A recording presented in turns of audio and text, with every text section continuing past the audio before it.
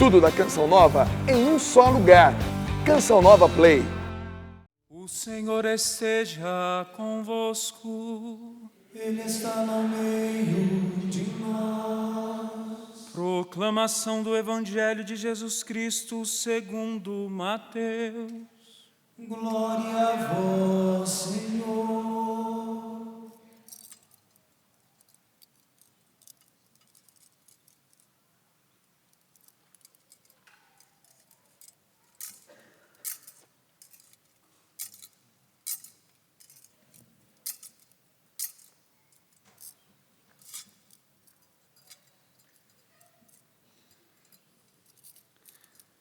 Tendo nascido Jesus na cidade de Belém, na Judéia, no tempo do rei Herodes, eis que alguns magos do Oriente chegaram a Jerusalém, perguntando: Onde está o rei dos judeus, que acaba de nascer? Nós vimos a sua estrela no Oriente e viemos adorá-lo. Ao saber disso, o rei Herodes ficou perturbado, assim como toda a cidade de Jerusalém. Reunindo todos os sumos sacerdotes e os mestres da lei, perguntavam-lhes onde o Messias deveria nascer.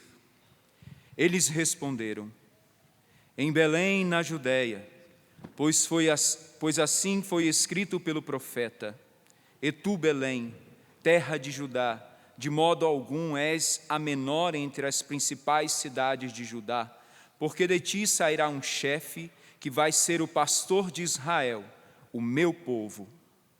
Então Herodes chamou em segredo os magos e procurou saber deles cuidadosamente quando a estrela tinha aparecido.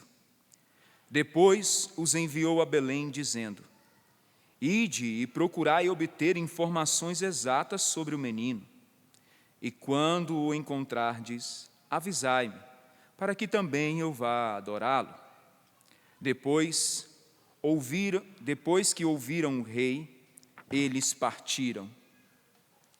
E a estrela que tinham visto no Oriente ia diante deles, até parar sobre o lugar onde estava o menino. Ao verem de novo a estrela, os magos sentiram uma alegria muito grande. Quando entraram na casa, viram o menino com Maria, sua mãe. Ajoelharam-se diante dele e o adoraram. Depois abriram seus cofres e lhes ofereceram presentes: ouro, incenso e mirra. Avisados em sonho para não voltar a Herodes, retornaram para a sua terra, seguindo outro caminho. Palavra da salvação. Glória a vós, Senhor. Podemos permanecer de pé ainda um momento.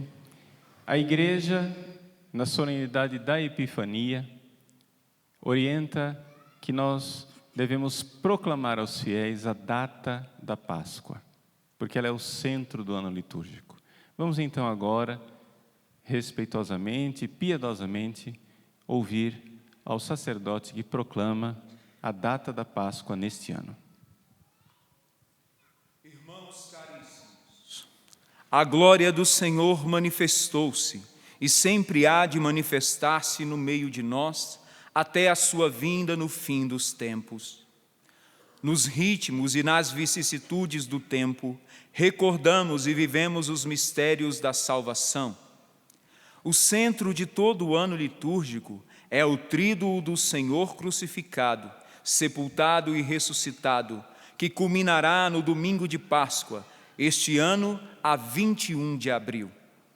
Em cada domingo, Páscoa semanal, a Santa Igreja torna presente este grande acontecimento, no qual Jesus Cristo venceu o pecado e a morte. Da celebração da Páscoa do Senhor derivam todas as celebrações do ano litúrgico. As cinzas, início da Quaresma, a 6 de março. A Ascensão do Senhor, a 2 de junho. Pentecostes, a 9 de junho. O primeiro domingo do Advento, a 1 de dezembro. Também as festas da Santa Mãe de Deus, dos apóstolos, dos santos e na comemoração dos fiéis defuntos, a Igreja peregrina sobre a terra proclama a Páscoa do Senhor. A Cristo, que era, que é e que há de vir, Senhor do tempo e da história, louvor e glória pelos séculos dos séculos. Amém. Amém.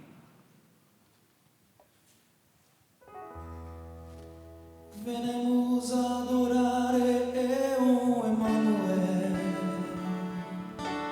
Venemos adorare Emmanuel. Venemos adorare Emmanuel. Venemos adorare Emmanuel.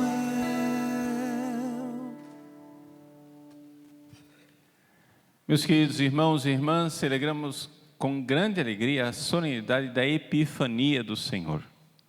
E com a solenidade da Epifania se encerra o tempo de Natal. O que é que isso quer dizer? Na liturgia da igreja, existem duas grandes festas. A maior delas é a Páscoa e a segunda maior festa é o Natal. Essas duas festas, porém, marcadas no calendário, elas são regidas de forma diferente, a data delas. Todo mundo sabe que dia é o Natal, sim ou não? Quando é o Natal? 25 de dezembro. E é assim todos os anos, sim ou não?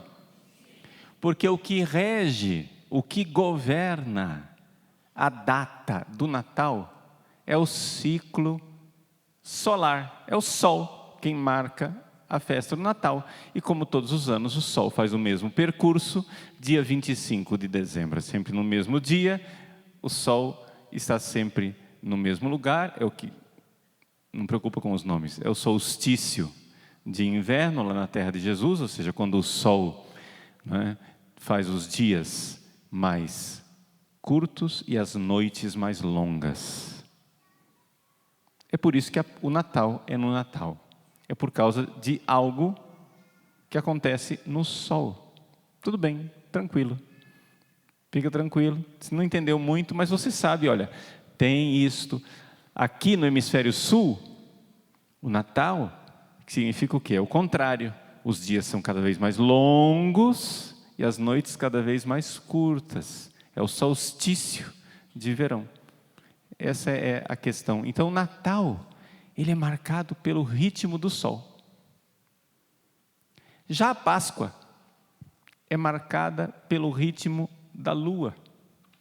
E é por isso que a Páscoa é de lua.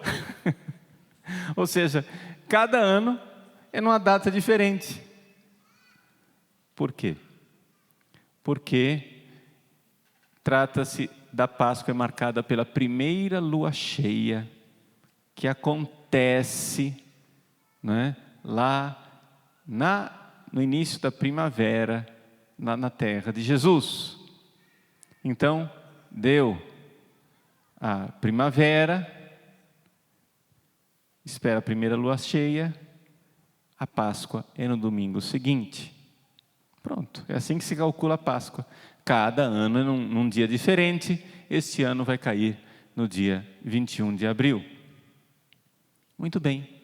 Então a igreja, ao encerrar as festas de Natal, hoje, na solenidade da Epifania, a festa de Natal é sempre marcada pelo ciclo do sol, agora anuncia estas festas móveis, essas festas que são de lua, ou seja, que se movem conforme a lua, que são as festas que estão todas ao redor da Páscoa. Então, quarta-feira de cinzas, todo ano num tempo diferente. Páscoa, todo ano num tempo diferente.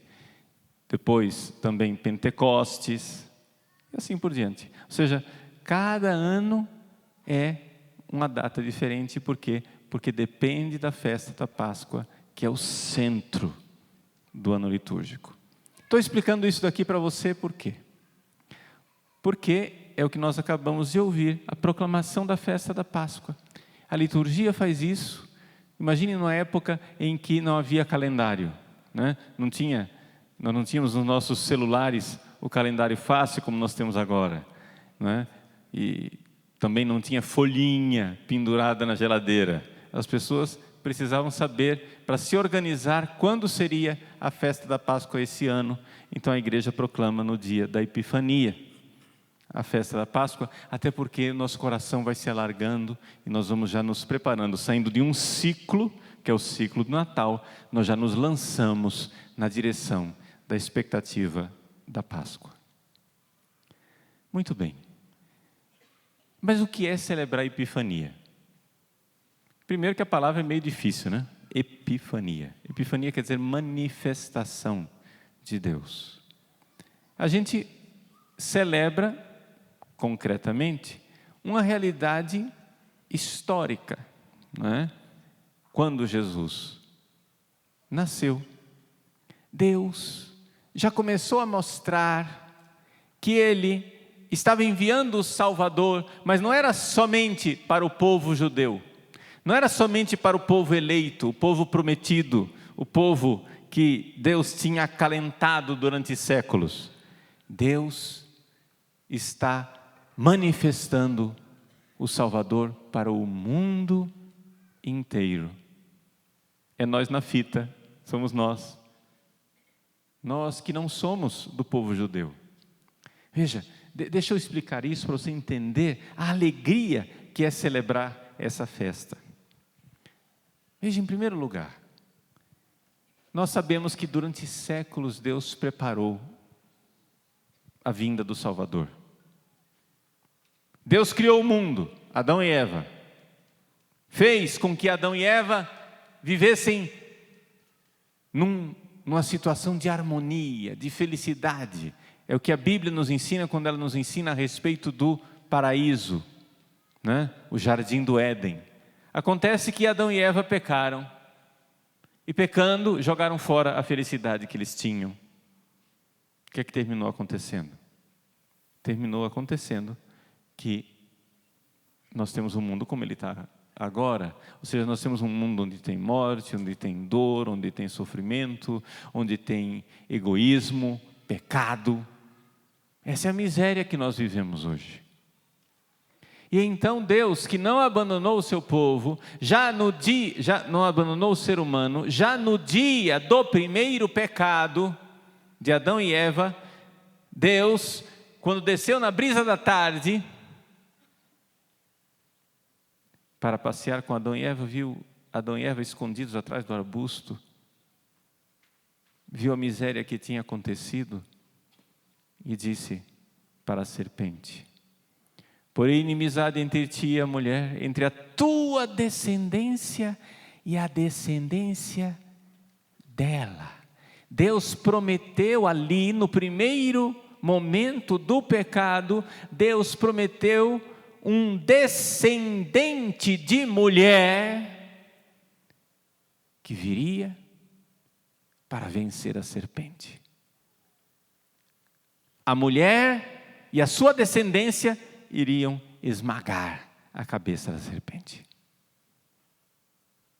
Deus prometeu um Salvador. Desde o primeiro momento do pecado. Vejam, gente, a gente lê esses trechos da Bíblia tantas e tantas vezes, mas a gente não para entender o que é que isso significa. Gente, a partir de Adão e Eva, nós estávamos todos condenados ao inferno para sempre, e Deus, que é rápido em perdoar, já prometeu, desde o primeiro instante do pecado de Adão e Eva, salvação. Deus prometeu salvação, haverá um descendente. Então o que é que Deus fez? Passaram-se séculos e séculos, e Deus então escolheu um homem chamado Abraão. Abraão, nosso pai na fé. Quando foi que Abraão existiu? Abraão existiu cerca de 2000 anos antes de Cristo. 2000 anos antes de Cristo, lá longe. Nós estamos 2000 anos depois de Cristo, quer dizer, 4000 anos atrás. 4000 anos atrás, Deus começou o processo lento da preparação da vinda do seu filho. Abraão, sai da tua terra na fé. E Abraão saiu. E Deus disse, eu prometo para você, Abraão, uma descendência. Olha a palavra descendência outra vez aí. Lá, Adão e Eva, Deus olhou para a serpente e disse, porém inimizade entre ti e a mulher, entre a tua descendência e a descendência da mulher. De repente Deus escolhe Abraão e promete a Abraão uma descendência.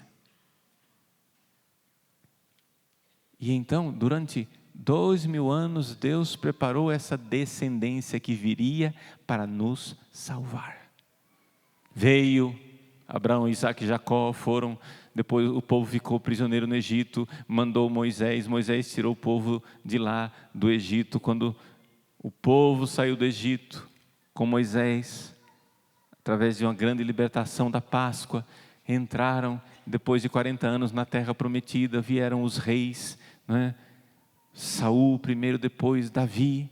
Quando veio o rei Davi, Deus mais uma vez disse para Davi, Davi, você quer fazer uma casa para mim? Eu que vou fazer uma casa para você. Deus aqui estava jogando com as palavras. A palavra casa pode ser o edifício, mas pode ser também uma família. A casa de Davi, ou seja, os descendentes de Davi, os reis de Davi, fazem parte de uma geração, uma casa, uma dinastia de reis. Virá um descendente de Davi. A partir dali, todo o povo de Israel começou a esperar o descendente de Davi que viria. Vai vir um descendente de Davi. Vai vir, ele virá. É o ungido de Deus, é o Messias, ele vem para salvar. Acontece que esse povo de Deus, que Deus preparou, já estava preparando 2000 anos antes de Cristo, Deus estava preparando um povo. Era um povo que era uma raça, eram todos filhos de Abraão. Está entendendo? É por isso que a gente tem que entender que judeu se nasce. Vocês estão entendendo? Não é um problema de conversão. Você pode ter muitas religiões batendo na porta da sua casa, querendo converter você, mas você nunca recebeu um judeu na porta da sua casa, querendo converter você para você ser judeu. Por quê? Porque ninguém se converte para o judaísmo. Judeu se nasce. É uma questão genética, é uma questão de sangue. É descendência de Abraão. Está entendendo? Então, Deus prometeu que viria um descendente de Abraão, um descendente de Davi, uma casa de Davi, e viria esse povo. E então, quando o povo começou a se preparar, sempre vinha o diabo atrapalhando e fazendo esse povo cair, e fazendo esse povo sofrer, e fazendo esse povo trair Deus. Os profetas foram enviados, dizendo: converte, vocês são um povo de coração duro, vocês são um povo, né, de coração de pedra. Quem que é este povo? Era o povo, inicialmente, era o povo escolhido, era um povo de uma raça, era o povo de uma descendência. Nós, meus irmãos, nós que não somos da raça de Abraão e de Davi, que não temos o sangue de Abraão e de Davi, nós estávamos excluídos. Pelo menos era isso que todo mundo interpretava. Viria o Salvador, o Messias Salvador do povo judeu, e essa salvação, não estava muito claro se essa salvação era para o mundo inteiro ou se era só para o povo de Israel, para o povo judeu. E então, na noite de Páscoa, na noite de Natal, quando Deus enviou os seus anjos nesse mundo para anunciar aos pastores, Ele primeiro anunciou o nascimento do Salvador para os pobrezinhos de Israel, aqueles que tinham ficado preparados, com um coração pobre, humilde, esperando a salvação. Qual é o evangelho que nós ouvimos na noite de Natal? O evangelho que nós ouvimos na noite de Natal é o quê? O anjo anuncia-nos uma grande alegria, um Salvador. Nasceu hoje na cidade de Davi. Opa! Davi é o Messias, a casa de Davi, o descendente de Davi. Estava previsto. O anjo anunciou, é ele, é o Messias. Vamos lá. Os pastores, mas quem eram esses pastores? Os pastores eram o povo de Israel que tinha ficado fiel, porque atenção, gente, nem todo mundo estava esperando o Messias. Deixa eu avisar para você, onde que era a cidade santa? Jerusalém. Quando Deus anuncia, nasceu o Messias, quem que devia ter ficado mais empolgado com esse negócio? Não deveria ter sido a cidade de Jerusalém? Sim ou não? Mas não foi. Nós acabamos de ouvir no Evangelho. Nós acabamos de ouvir no Evangelho que os magos vieram e disseram para Herodes, onde que vai nascer o rei dos judeus. Quando Herodes ouviu essa notícia, ele ficou agitado e com ele toda a cidade de Jerusalém. Quer dizer o seguinte, o povo eleito, o povo escolhido, o povo que deveria estar esperando o Messias, não estava esperando. Aliás, quando veio a notícia de que ele chegou, disse, como assim que ele vem perturbar a gente aqui? Mas como assim? Não está na hora. E a cidade de... E gente, esse evangelho, essa frase é escandalosa. É um escândalo. A cidade santa, que deveria estar esperando o Messias, ficou perturbada. Para quem que Deus anunciou na noite de Natal? Não é impressionante que Deus, na noite de Natal, Ele devia ter mandado um anjo lá em Jerusalém, acordado Herodes e o povo de Jerusalém e dito assim, pessoal, chegou o Salvador. Não devia ter sido isso? Mas Deus é Deus, Ele conhece os corações. Ele não foi lá bater na porta de Herodes para anunciar que o Salvador chegou. Ele foi para o resto de Israel, para os pequeninos que ainda tinham fé, que estavam esperando. E Deus foi aos pastores e avisou, quase que dizendo assim, os verdadeiros pastores de Israel são esses daqui, esses são os novos Davis. Davi, o pequeno pastor que enfrentou Golias, não é isso? E não Saul, o rei grandão, que tremeu as pernas diante de Golias. E então, gente, contei toda essa história, porque primeiro é importante que você conheça essa história, com o seu significado, porque você talvez já tinha até ouvido tudo isso que eu te contei hoje, mas você não tinha ouvido isso com o significado dessa preparação, dessa lógica, dessa realidade de 2000 anos antes de Cristo, preparando o povo, estava preparando a vinda do Messias. Quando finalmente chega o Messias, pá, deu errado. Jerusalém não está esperando coisa nenhuma, fica agitada. Deus anuncia lá para os pobrezinhos, os pastores. E agora vem a festa de hoje. Agora vai ficar bonito a festa de hoje. Agora você vai entender. E então, misericórdia das misericórdias de Deus, foi revelado que o Salvador não ia vir somente para aquele pequeno resto de Israel, aqueles pequenos pastores fiéis. A salvação viria também para os infiéis, que estavam em outras religiões, perdidos no paganismo, em religiões falsas. Meus irmãos, a salvação é também para nós. Essa é a festa de hoje. A festa de hoje é a festa que nos diz que nós, quem são os nossos ancestrais? Eu não sei quem são os seus. Os meus ancestrais, no meu sangue aqui, deve ter o quê? Deve ter sangue índio, que estava, sei lá, adorando Tupã.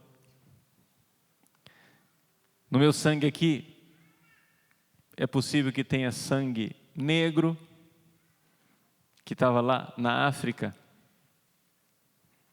adorando os falsos deuses, os orixás. No meu sangue aqui, tem sangue português, espanhol, que provavelmente também nos antepassados, onde é que estão os antepassados? Sei lá, árabes, muçulmanos, ou então dos antigos bárbaros, não é? Quanta barbárie, quanta adoração de deuses falsos está no meu sangue. Uma coisa é certa, eu acho improvável que eu tenha sangue judeu e que eu seja descendente de Abraão. Também tem sangue nórdico, porque eu sou lá de Recife, na minha família tem ascendência holandesa. Então, o que é que os holandeses faziam no passado? Que deuses falsos que adoravam esses povos do norte. Resumo da conversa: no DNA do Padre Paulo Ricardo tem uma confusão, né? Mas é bom que assim seja, porque para todos esses povos pagãos que adoravam falsos deuses, hoje vem a grande alegria. O Salvador não é só para os judeus, é para todos. Deus usou o povo judeu, povo eleito, povo escolhido, povo da sua predileção, para salvar todos os povos, através de Jesus. Jesus, sim, tem sangue de Abraão nas veias. Por quê? Porque ele nasceu da Virgem Maria, e a Virgem Maria é descendente de Abraão. Porém, inimizade entre ti, mulher, e a serpente. Entre ti, serpente, e a mulher. Entre a tua descendência, serpente, e a descendência da mulher. Jesus é a descendência da mulher, Maria. Ele nasce filho de Abraão, filho de Davi, filho de Deus, para nos salvar. Mas lá no Oriente, tinha alguns senhores que eram magos. Nós celebramos a festa da Epifania, a gente ouve o evangelho de que magos vindos do Oriente, e a gente está tão acostumado com o evangelho que a gente não faz ideia do que seja isso. O que é mago vindo do Oriente? Mago é uma palavra assim, mais palatável, mais agradável, para dizer feiticeiro, gente. Eram feiticeiros. Eram seguidores de falsas religiões, magos, feiticeiros, que seguiam uma mágica supersticiosa, e misericórdia das misericórdias de Deus, Deus vai lá, pega esses magos na sua falsa religião, Deus conduz o coração deles, e eles vão seguindo aquela estrela, até que finalmente chegam ao menino. A tradição nos diz, o evangelho não diz isso, mas a tradição nos diz que esses magos não eram somente magos, eles eram também reis. Eram, portanto, reis que, ao mesmo tempo, eram uma espécie de sacerdotes daquela falsa religião. E a tradição nos diz que eles não eram somente reis magos, mas diz que eles eram 3. O Evangelho não diz que são 3, o Evangelho diz que são magos, ponto. A tradição diz que são 3 porque cada um corresponde aos 3 presentes que estão descritos no Evangelho. Quais são os 3 presentes do Evangelho? Ouro, incenso e mirra. 3 presentes, 3 magos, 3 reis. E esses 3 magos, esses 3 reis foram, e embora fossem reis, depuseram suas coroas diante do menino e adoraram o menino. Herodes, era você, Herodes, quem devia depor a sua coroa e adorar o menino. No entanto, o rei que reinava em Jerusalém, ao invés de depor a sua própria coroa, se agarra a ela e quer matar o menino. Vejam que 2 atitudes que se contrapõem. Vamos, então, hoje, colocar diante de Deus as nossas coroas. Vamos agora entender essas 2 coisas. A grandeza de Deus, portanto, depor a nossa coroa e adorá-lo, e a misericórdia de Deus, porque Ele pega a nós, miseráveis pobrezinhos, e nos eleva e nos exalta. Vamos entender essa coisa da nossa miséria. Vejam só, a gente está muito acostumado a falar que no Natal Deus se fez homem, mas a gente não faz ideia do escândalo que isso é. Essa história de que Deus se fez homem, sabe por quê? Porque nós não sabemos, a gente não para pensar o que é Deus, quem é Deus. Por quê? Estamos tão acostumados, Deus me ama. Deus para nós virou uma coisa banal. Deus é o cara lá de cima. Deus é legal. Não vamos olhar a majestade de Deus, né? Os céus proclamam a glória do Senhor e o firmamento a obra de suas mãos. Já que nós vemos hoje uma estrela, a estrela que guiou os magos, não é isso? Vamos pensar quem é Deus a partir dessa realidade das estrelas. Vamos lá, hoje é o dia da estrela, vamos pensar nas estrelas, ok? Qual é a estrela mais próxima de nós? É o Sol. Não precisa você se equivocar, não. É o Sol. O Sol é uma estrela, é a estrela mais próxima, é a nossa estrela. Acontece que o Sol está a 8 minutos luz de distância. Quer dizer o seguinte, essa luz que está lá fora, que está chegando lá fora do Sol, ela saiu de lá do Sol 8 minutos atrás. E viajando na velocidade da luz, leva 8 minutos. Gente, 8 minutos é muito tempo. Na velocidade da luz, a luz leva 8 minutos para chegar na Terra. Ok? Muito bem. Essa é a estrela mais próxima. Mas apaga, esquece. Qual é a outra mais próxima? Qual é a estrela mais próxima da Terra? É a chamada Próxima Centauri. Olha como os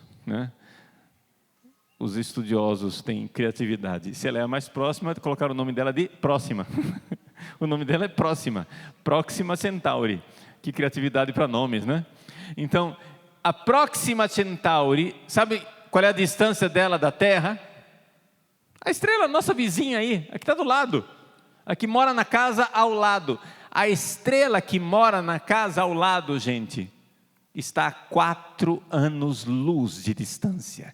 O que quer dizer 4 anos-luz de distância? Você não faz ideia. Eu vou tentar expressar para você o que é 4 anos-luz de distância. Veja só, o objeto espacial mais rápido gerado, criado, inventado, confeccionado pelo homem é uma sonda espacial que foi lançada em 2015 2018, ano passado, em agosto, não é? É a chamada sonda Parker, e ela viaja numa velocidade tão fantástica, ela vai alcançar uma velocidade tão fantástica, tão assim, que ela levaria 3 minutos para dar a volta na Terra. Eu vou ali, Japão, Cachoeira Paulista. 3 minutos. É rápido, sim ou não? 3 minutinhos. Gente, aguenta aí. 3 minutinhos, eu vou ali. Voltei. Fui lá no Japão e voltei. Essa é a velocidade da sonda Parker. Com esta velocidade, você sabe quanto tempo levaria para a sonda Parker chegar na estrela mais próxima? 7.000 anos. 7.000 anos. O objeto mais rápido inventado pelo homem até hoje levaria 7.000 anos para ir na estrelinha ao lado. Acontece o seguinte, essa estrela mais próxima da nossa galáxia, na nossa galáxia tem 100 bilhões de estrelas, só na nossa galáxia. Sabe o que isso quer dizer? Você não sabe o que é 1 bilhão. Quem que já passou dos 30 anos aqui? Você já viveu 1 bilhão de segundos. 1 bilhão de segundos é 30 anos. Eu estou arredondando os números para não ficar com muita informação, tá? Se alguém depois for lá olhar, né, na enciclopédia, esses números que eu estou dando, eu estou arredondando. Não é 30 anos, é 32 anos, vírgula, não sei o que. Entende? Eu estou arredondando, 30. Leva 30 anos para você viver 1 bilhão de segundos. É muito segundo, sim ou não? Pois bem, tem 100 bilhões, 100 vezes. Ou seja, 100 bilhões seria 300 anos. Mas não mais que isso. Veja, 100 bilhões. É 100 vezes 1 bilhão. Seria 3.000 anos para você levar 100 bilhões de segundos. E esse é o número de estrelas da nossa galáxia. Acontece o seguinte, gente. Tem 19 bilhões de galáxias. Esse é o tamanho do universo. Sabe o que é a Terra? A Terra é uma poeira. A Terra é, desculpa o palavreado, é o cocô da bactéria. A Terra é um nada. O planeta Terra é uma poeira no espaço. O tamanho do universo. Os céus proclamam a glória do Senhor. O firmamento, a obra de suas mãos. Gente, sabe o que isso quer dizer? Que esse universo inimaginável, não cabe nem na nossa cabeça, esse tamanho do universo, esse universo, sabe o que ele é diante de Deus? Nada. O universo desse tamanho diante de Deus é qual gota d'água na balança. É como poeira, é como nada. Deus é infinitamente maior. Deus é infinitamente. O universo é zero diante de Deus. E nós somos o zero do zero. Do zero, do zero, do zero, do zero, do zero, do zero, do nada. E aí você vai rezar. E você diz assim: fiquei chateado com Deus. Por quê? Porque eu rezei para ganhar na Mega Sena da virada. E Ele não me ouviu. Acho que Deus não me ama.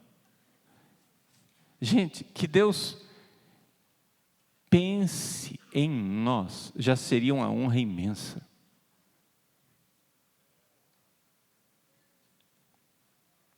Vocês pensem, se você pronunciar a palavra Deus e você não sentir uma vertigem, é porque você não está pronunciando Deus. Deus não cabe na sua cabeça. Deus não cabe na sua cabeça. E no entanto, você soberbo, se senta no trono de juiz e quer julgar Deus. Se Deus é bom, como que tem criança com câncer? Se Deus é bom, como que acontecem terremotos? Se Deus é bom, por que é que aparece espinha no meu rosto? Gente, nós somos ridículos. Deus, se Ele existe, se existe um Deus, e Deus existe, se Ele existe, por definição, Ele não pode caber na sua cabeça. Se o universo, que é um nada, já não cabe na sua cabeça, eu estou falando da estrela mais próxima, 7.000 anos para chegar. Só que tem 100 bilhões de estrelas, só na nossa galáxia, 19 bilhões de galáxias no universo observável. Meu Deus, é um universo imenso, é uma coisa que não dá para pensar, esses números, a nossa cabeça não chega lá, nós não temos noção desses números, e esse universo imenso é nada diante de Deus, e você, ridículo, bactéria ridícula, quer se sentar no trono e julgar Deus. E dizer, se eu fosse Deus, eu faria diferente. Olha só, gente, o conselheiro de Deus aqui, a NASA procurando o centro do universo, ele está aqui entre nós. Cara, cai na real, desconfia, se humilha diante de Deus. Se humilhe diante de Deus. A primeira coisa que eu quero que nós compreendamos é a nossa pequenez e o nosso nada. O que é o planeta Terra diante de Deus? Nada, uma poeira. E no entanto o planeta Terra para nós parece tão grande. Você entra no avião e viaja 24 horas para chegar lá do outro lado do planeta. E é uma poeira, é um nada. Nós somos ridiculamente nada. E aí então, os astrônomos, os físicos, cosmólogos, dizem, e você acha que nós somos o centro do mundo. É claro que a Terra não é o centro do universo. A Igreja Católica, ela acha que a Terra é o centro do universo. Não, a igreja, ela achava, e aí Galileu mostrou que não é, né? Einstein mostrou que não é a Igreja Católica que está errada. Não, gente, a Terra continua sendo o centro do universo. Sabe por quê? Porque Ele veio aqui. Ele veio na poeira. Esse Deus infinito, que não cabe na nossa cabeça, esse Deus que dá vertigem, que nós não podemos imaginar, esse Deus se fez criança pequenina e nasceu. Deixa eu tirar aqui, tirar a estante do meio. Fui eu que mandei pôr a estante, mas agora está atrapalhando. Jesus na manjedoura. Os nossos meninos Jesus no presépio, eles são feitos de um jeito que causa ternura na gente, mas não é uma criança recém-nascida. Qualquer mãe sabe que um recém-nascido não tem essa carinha aqui, tem uma carinha de joelho, né, um recém-nascido.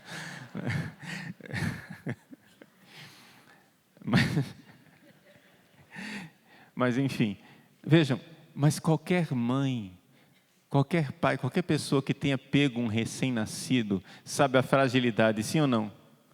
Eu tenho pavor de pegar recém-nascido na mão. Porque dá a impressão de que eu vou derrubar, vai cair, vai quebrar.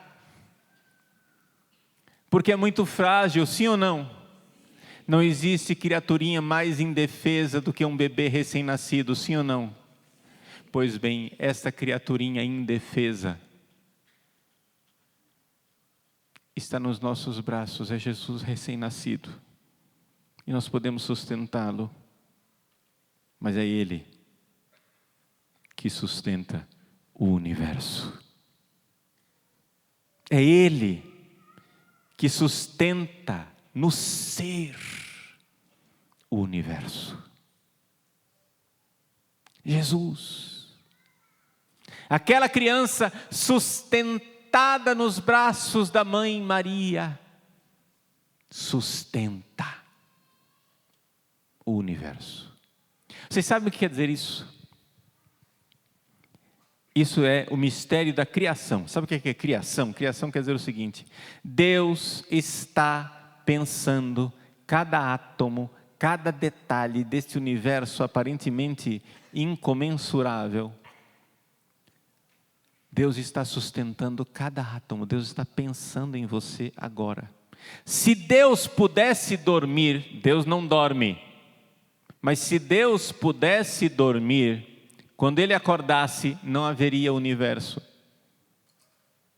Porque o mistério da criação é que Deus, com a sua sabedoria e a sua vontade de amor, Deus sustenta cada detalhe da criação no ser. Deus agora, nesse momento, está pensando intensamente em cada detalhe do seu ser, cada átomo, não é só cada fio de cabelo, cada átomo, cada partícula subatômica que compõe o seu corpo.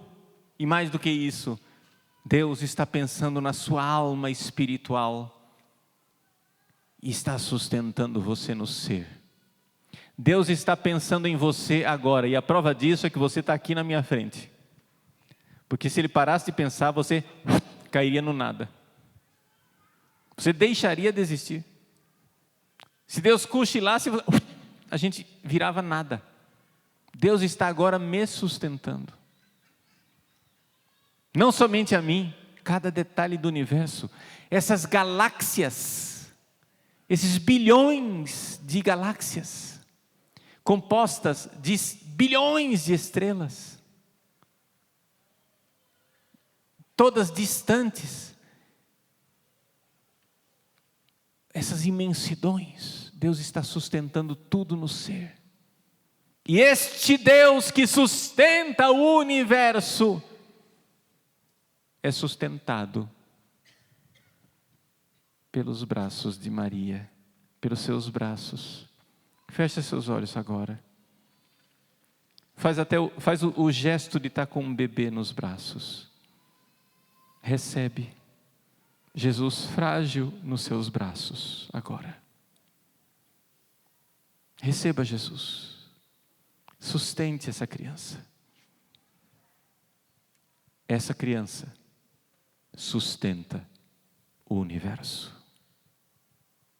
Deus que sustenta o universo quer ser sustentado por você. Deus se faz frágil porque quer ser amado por você. Deus não precisa de você, mas Ele quer ser amado. Você entendeu? Se você abandoná-lo, ele morre. A criança recém-nascida, se você abandonar, morre de fome. A criança recém-nascida, se você abandonar, morre de frio. A criança recém-nascida, se você abandonar, ela precisa ser amada. Uma criança recém-nascida precisa ser amada. Deus se faz criança recém-nascida e quer ser amado por você. Ele bate na sua porta e quer entrar no seu coração. Ele não somente ama você, Ele quer ser amado por você. Mistério dos mistérios. Vertigem dos mistérios de Deus. Meus queridos, esse é o cristianismo. Essa é a nossa religião maravilhosa, que não é inventada pelos homens, porque os seres humanos, se fossem inventar alguma coisa, se fosse religião inventada pelos seres humanos, a gente ia inventar um negócio mais crível, menos, aspas, absurdo. Está entendendo? Vocês vejam as outras religiões, todas elas parecem mais razoáveis. Quando você pensa o tamanho do universo, etc e tal, então faz sentido, por exemplo, você ser hindu, que pensa que o cosmos, tudo é Deus. E que nós estamos somente numa espécie de ilusão, pensando que nós não fazemos parte desse todo. E que através de purificações nós iremos nos unir a esse todo. E assim as outras religiões, panteístas, etc., onde tudo é Deus, tudo. Mas nenhuma religião, zero, nenhuma religião ousou inventar o que parece absurdo, que o Deus infinito foi passar frio em Belém e sentir fome para ser amamentado por uma mulher.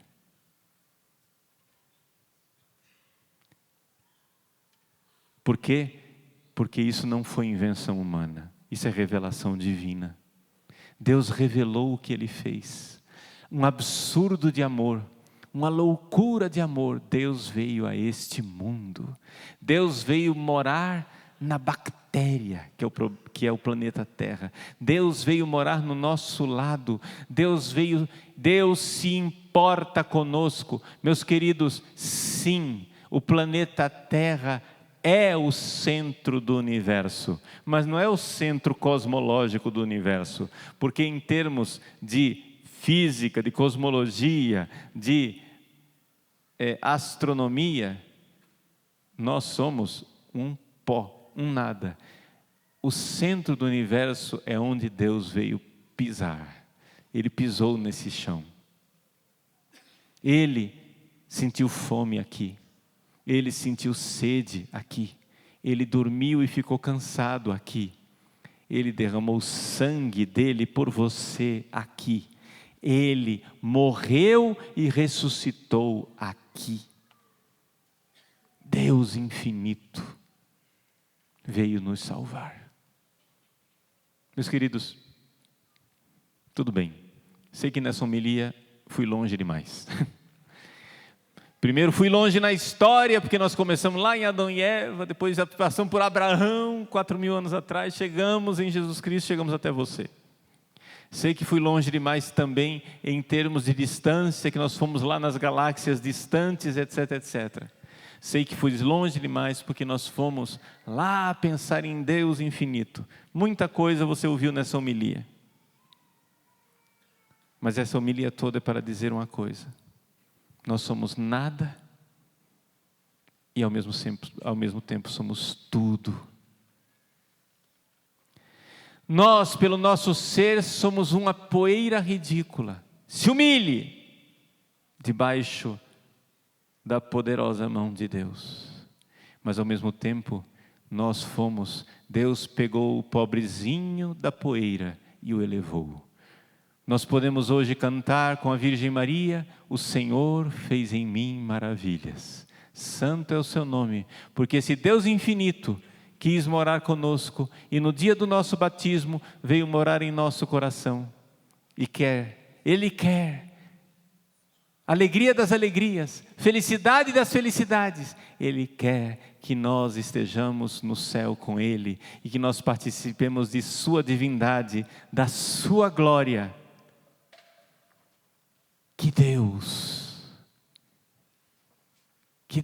fantástico, um Deus de amor infinito, que olha para o nosso nada e nos faz participar do seu tudo.